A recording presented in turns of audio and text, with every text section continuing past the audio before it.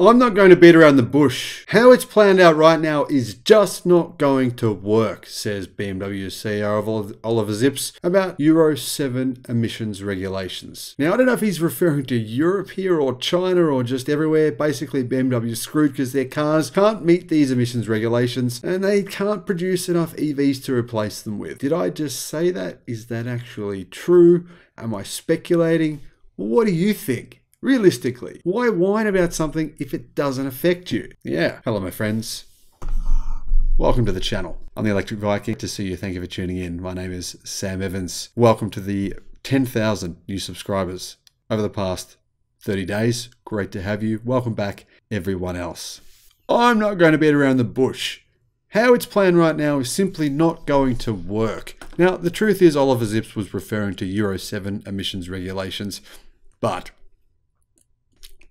here's the problem.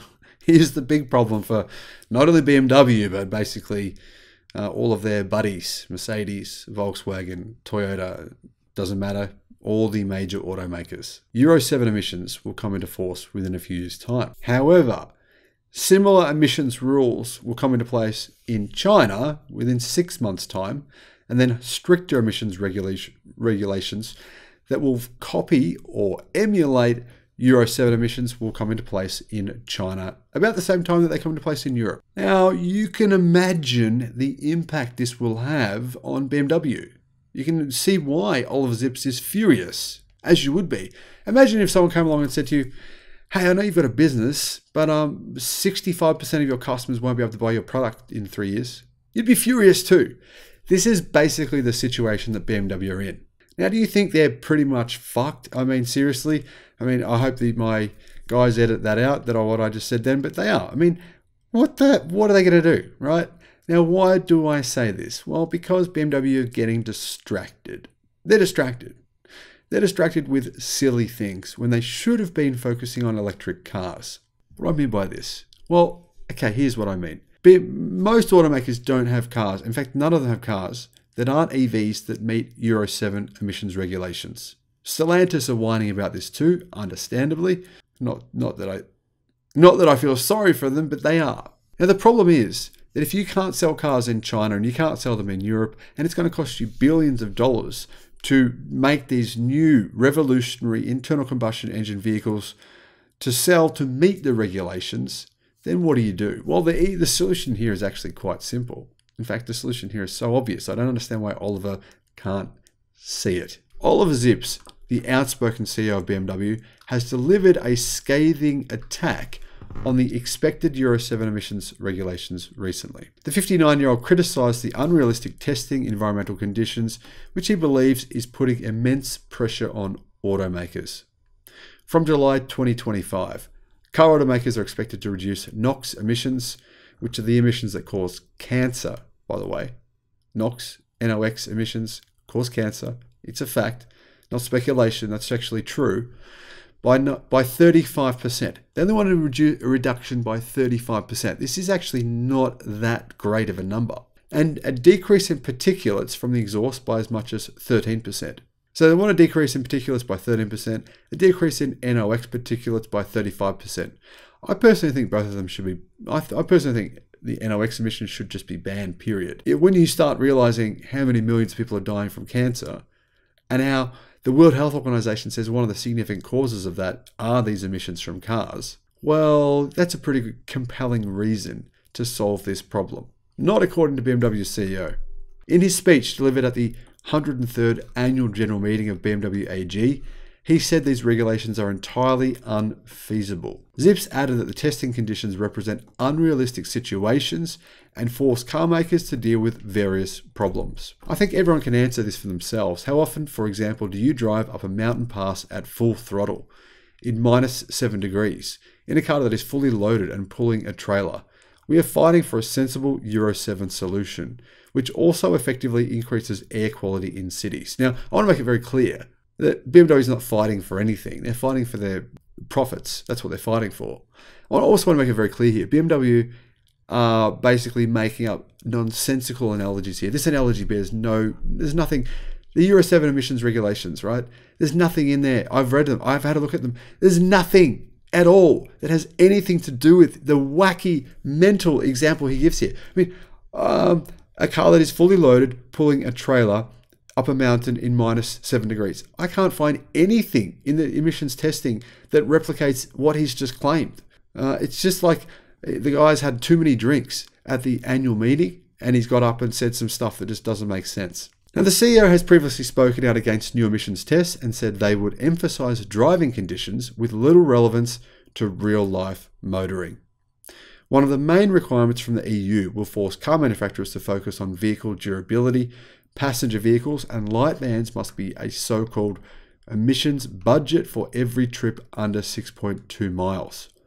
This includes the cold start phase when combustion engines emit more emissions than usual. So, you know, when you see a car in the early morning, when it's just turned on and you see more exhaust gases coming out, more steam, that sort of thing, generally that's because more emissions are coming out of the car at the start. So what automakers have tried to do is to trick the emissions testing.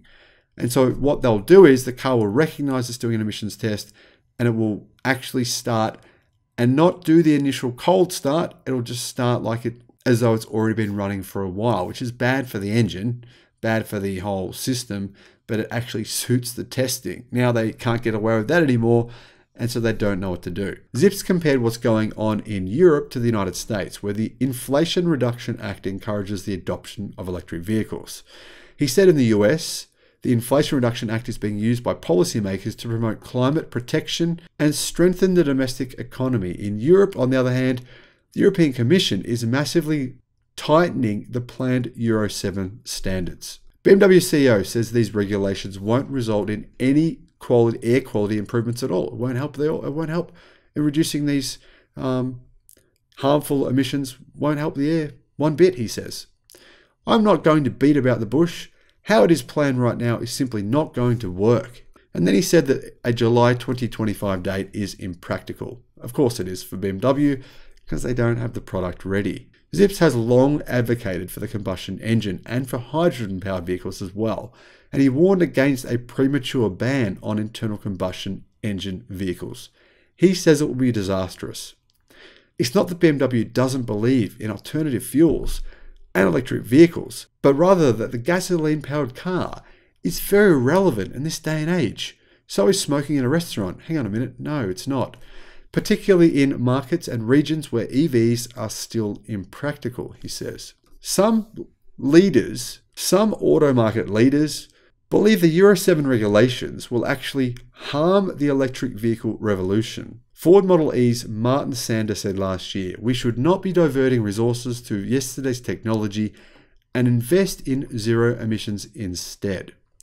What he means here is that manufacturers shouldn't be using money on reducing emissions when it can be used on EV development. Of course, BMW has a range of electric vehicles, including the ultra-luxury and ultra-expensive, out of the price of 99.9% of the population i7, and the polarizing iX SUV.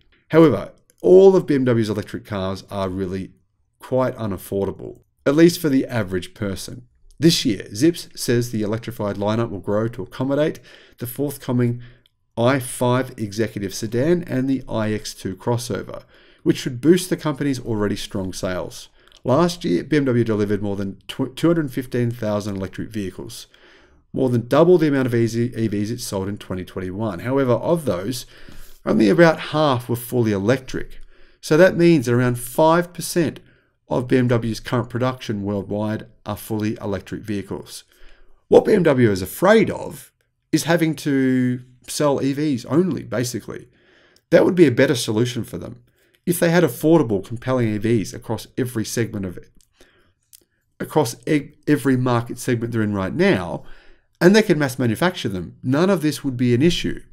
However, last year's most successful M performance vehicle was the i4 M50, which shows that customers do want EVs over internal combustion. And by 2027, electrified cars will account for over half of the performance subsidiary sales. In other words, the performance division of BMW are saying, actually, our customers are more interested in EVs.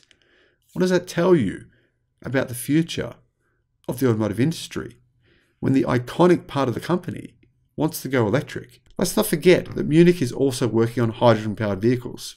And that's a part of the problem here. BMW are investing billions into hydrogen. In fact, BMW has been actively involved in the development of hydrogen fuel cell technology now for more than a decade and has showcased several hydrogen-powered concept vehicles over the years, none of which have really taken off. The company sees hydrogen as a potential alternative to battery electric vehicles.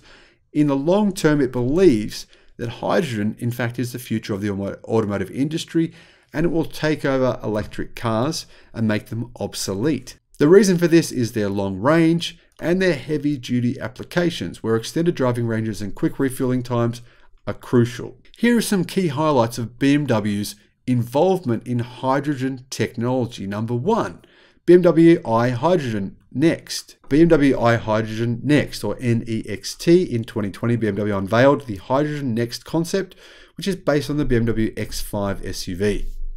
The vehicle features a hydrogen fuel cell system developed in collaboration with Toyota. The concept car serves as a technology showcase for BMW's hydrogen fuel cell advancements. Number 2, hydrogen fuel cell powertrains. BMW's hydrogen fuel cell powertrain utilizes a stack of fuel cells that combine hydrogen with oxygen from the air to produce electricity. The electricity powers an electric motor, and the only byproduct of this process is water vapor, say BMW, making it a zero emissions technology. Number 3, hydrogen infrastructure collaboration. BMW has been actively collaborating with other automakers, governments, and organizations to promote the development of a hydrogen infrastructure all around Europe. This includes partnerships with companies like Toyota and collaborations with initiatives such as the Hydrogen Council. Number 4, real-world testing. BMW has conducted real-world testing of hydrogen fuel cell vehicles to gather data and insights from the technology's performance and viability. They've been doing this for many years now. This testing helps BMW refine its hydrogen fuel cell systems and understand the practical challenges associated with hydrogen infrastructure and consumer acceptance. BMW recently revealed the iX5 hydrogen-powered vehicle, the first model based on the new class platform. And finally, number 5, what are BMW's future plans? Well, their future plans for hydrogen are a significant commitment to this technology, both monetarily and in terms of their planning. They consider it a long-term solution that will eventually take priority over EVs. The company aims to offer hydrogen fuel cell vehicles in the market when the infrastructure and market conditions are favorable, and they've begun marketing the iX5. Now, whilst BMW sure have focused on hydrogen, they've also focused on EVs. It's fair to say that.